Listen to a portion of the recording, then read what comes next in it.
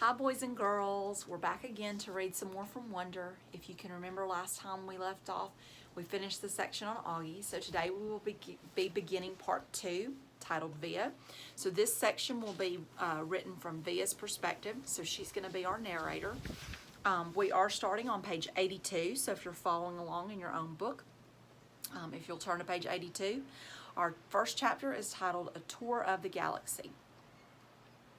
August is the sun. Me and Mom and Dad are planets orbiting the sun. The rest of our family and friends are asteroids and comets floating around the planets orbiting the sun. The only celestial body that doesn't orbit August is the sun is Daisy the dog, and that's only because to her little doggy eyes, August's face doesn't look very different from any other human's face. To Daisy, all our faces look alike, as flat and pale as the moon. I'm used to the way this universe works. I've never minded it because it's all I've ever known. I've always understood that August is special and has special needs. If I was playing too loudly and he was trying to take a nap, I knew I would have to play something else because he needed his rest after some procedure or other that left him weak and in pain. If I wanted Mom and Dad to watch me play soccer, I knew that 9 out of 10 times they'd miss it because they were busy shuttling August to speech therapy or physical therapy or a new specialist or a surgery. Mom and Dad would always say I was the most understanding little girl in the world. I don't know about that, just that I understood that there was no point in complaining. I've seen August after his surgeries, his little face bandaged up and swollen, his tiny body full of IVs and tubes to keep him alive. After you've seen someone else going through that, it feels kind of crazy to complain over not getting the toy you had asked for or your mom missing a school play. I knew this even when I was 6 years old. No one ever told it to me, I just knew it. So I've gotten used to not complaining, and I've gotten used to not bothering Mom and Dad with little stuff. I've gotten used to figuring things out on my own. How to put toys together, how to organize my life so I don't miss friends' birthday parties, how to stay on top of my schoolwork so I never fall behind in class. I've never asked for help with my homework, never needed reminding to finish a project or study for a test. If I was having trouble with a subject in school, I'd go home and study it until I figured it out on my own. I taught myself how to convert fractions into decimal points by going online. I've done every school project pretty much by myself. When Mom or Dad ask me how things are going in school, I've always said good. My worst day, my worst fall, worst headache, worst bruise, worst cramp, worst mean thing anyone could say has always been nothing compared to what August has gone through. This isn't me being noble, by the way. It's just the way I know it is. And this is the way it's always been for me, for the little universe of us. But this year, there seems to be a shift in the cosmos. The galaxy is changing. Planets are falling out of alignment. Before August. I honestly don't remember my life before August came into it. I look at pictures of me as a baby and I see Mom and Dad smiling so happily holding me. I can't believe how much younger they looked back then. Dad was this hipster dude and Mom was this cute Brazilian fashionista. There's one shot of me at my 3rd birthday. Dad's right behind me while Mom's holding the cake with 3 lit candles, and in back of us are Tata and Papa, Gran's Uncle Ben, Aunt Kate, and Uncle Poe. Everyone's looking at me and I'm looking at the cake. You can see in that picture, how I really was the first child, first grandchild, first niece. I don't remember what it felt like, of course, but I can see it plain as can be in the pictures. I don't remember the day they brought August home from the hospital.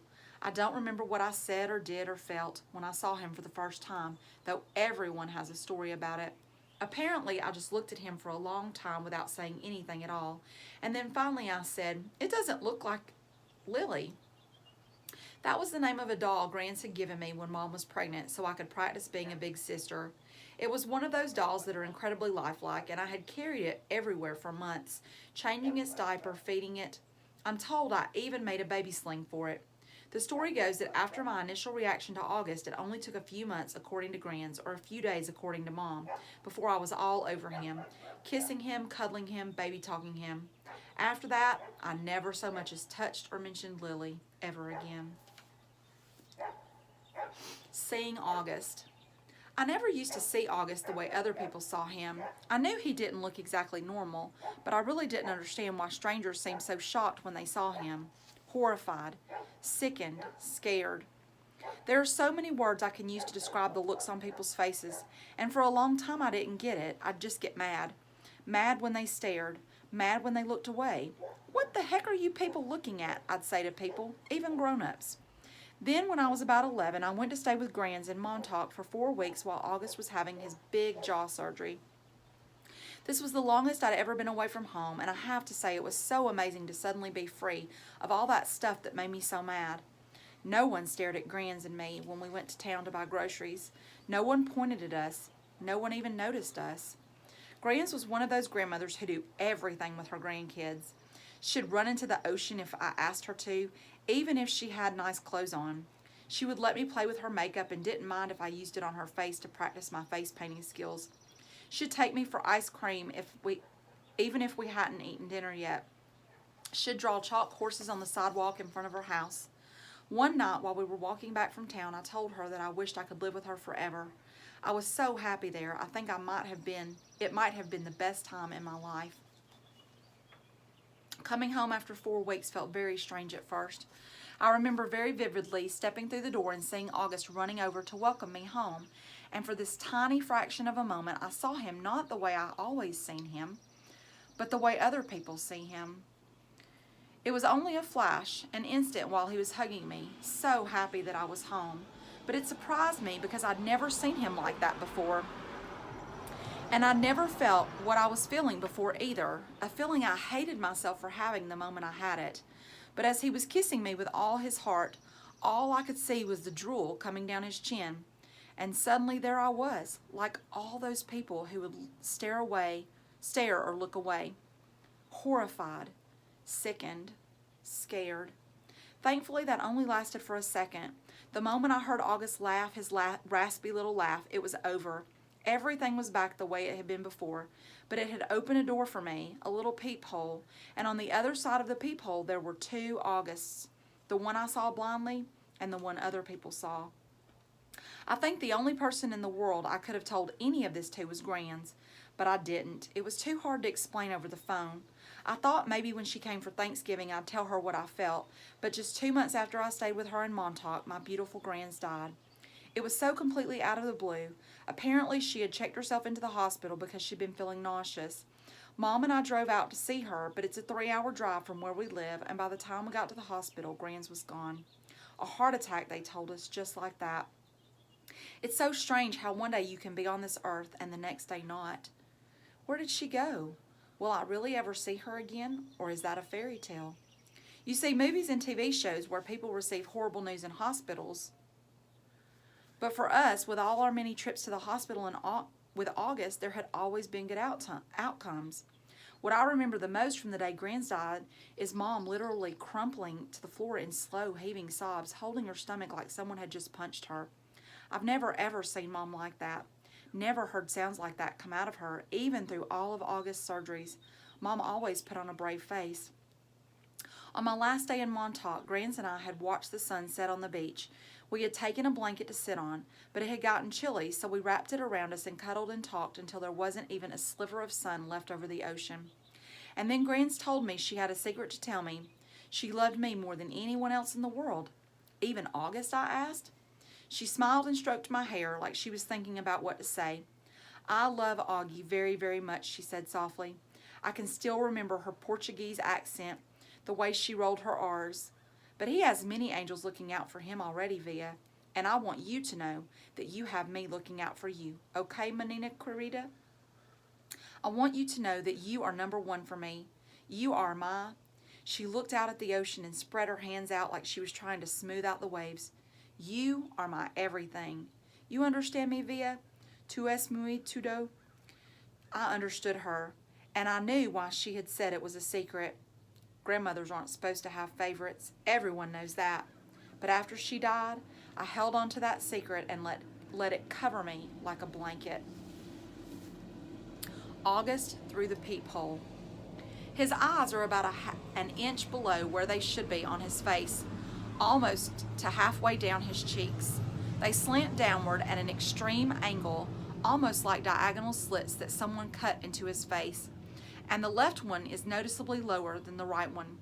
They bulge outward because his eye cavities are too shallow to accommodate them. The top eyelids are always halfway closed, like he's on the verge of sleeping. The lower lids sag so much they almost look like a piece of invisible string is pulling them downward. You can see the red part on the inside, like they're almost inside out. He doesn't have eyebrows or eyelashes. His nose is disproportionately big for his face and kind of fleshy. His head is pinched in on the sides where the ears should be, like someone used giant pliers and crushed the middle part of his face. He doesn't have cheekbones. There are deep creases running down both sides of his nose to his mouth, which gives him a waxy appearance. Sometimes people assume he's been burned in a fire. His features look like they've been melted, like the drippings on the side of a candle. Several surgeries to correct his lip have left a few scars around his mouth, the most noticeable one being a jagged gash running from the middle of his upper lip to his nose. His upper teeth are small and splay out. He has a severe overbite and an extremely undersized jawbone. He has a very small chin. When he was very little, before a piece of his hip bone was surgically implanted into his lower jaw, he really had no chin at all. His tongue would just hang out of his mouth with nothing underneath to block it. Thankfully, it's better now. He can eat at least. When he was younger, he had a feeding tube. And he can talk. And he's learned to keep his tongue inside his mouth, though it took him several years to master. He's also learned to control the drool that used to run down his neck. These are considered miracles. When he was a baby, the doctors didn't think he'd live. He can hear, too. Most kids born with these types of birth defects have problems with their middle ears that prevent them from hearing, but so far August can hear well enough through his tiny cauliflower-shaped ears. The doctors think that eventually he'll need to wear hearing aids, though. August hates the thought of this. He thinks the hearing aids will get noticed too much. I don't tell him that the hearing aids would be the least of his problems, of course, because I'm sure he knows this. Then again, I'm not really sure what August knows or doesn't know, what he understands and doesn't understand. Does August see how other people see him, or has he gotten so good at pretending not to see that it doesn't bother him? Or does it bother him? When he looks in the mirror, does he see the Augie Mom and Dad see? Or does he see the Augie everyone else sees? Or is there another August he sees? Someone in his dreams behind the misshapen head and face?